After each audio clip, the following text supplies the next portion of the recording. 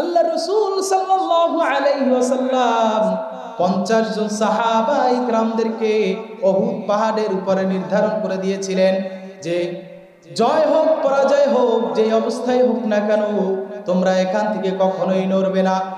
তো ওই সাহাবা ইকরাম আজমাইন তারা যখন দেখলেন জয়ের আশঙ্কা, জয় হবে সেই মুহূর্তে তারা গনিমতের যেই মালগুলো ছিল সেই মালগুলো তারা উড়াতে শুরু করলেন।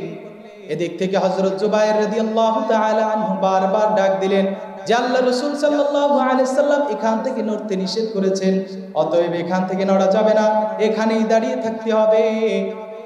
আমাদের নবী বিশ্ব নবী হযরত মুহাম্মদুর রাসূলুল্লাহ সাল্লাল্লাহু আলাইহি সাল্লামের সেই অবস্থায় হযরত খালিদ রাদিয়াল্লাহু তাআলা আনহু তিনি সেই সময় মুসলমান হননি, তিনি তখন উহুদ যুদ্ধ তার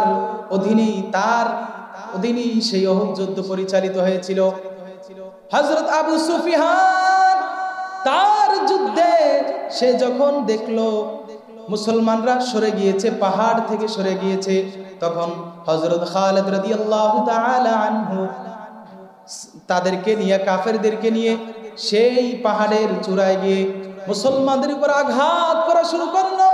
আল্লাহ রাব্বুল আলামিন আমাদের রাসূলকে বিশ্ব জগতের বিশ্বকুলের মানবতার জন্য সৃষ্টি করেছেন এবং তিনি এই বিশ্বকে সৃষ্টি করেছেন একমাত্র আমাদের নবীজির উসিলায়।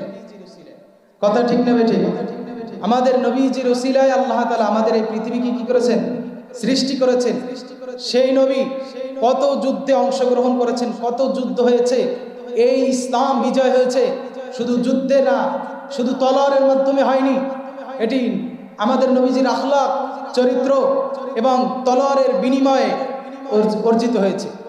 শুধু তলোয়ারের জোরে ইসলাম আসেনি, আমাদের নবীজির খুলুকুল হাসান, খুলুকুল আযীম এই চরিত্রের বিনিময়ে আল্লাহ তাআলা একটি সুন্দর পরিবেশ আজ আমরা পেয়েছি।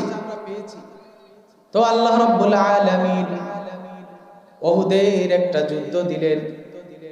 বদরের যুদ্ধ ছিল, যেটা ছিল মুসলমানদের জন্য সর্বপ্রথম একটি যুদ্ধ, যেই যুদ্ধে মুসলমানরা জয়ী হয়েছিলেন। এরপরে এর বদলা নেয়ার জন্য কুরাইশ কাফেররা আমার নবীজি সাল্লাল্লাহু আলাইহি সাল্লামের বিরুদ্ধে তারা লেগে পড়ল।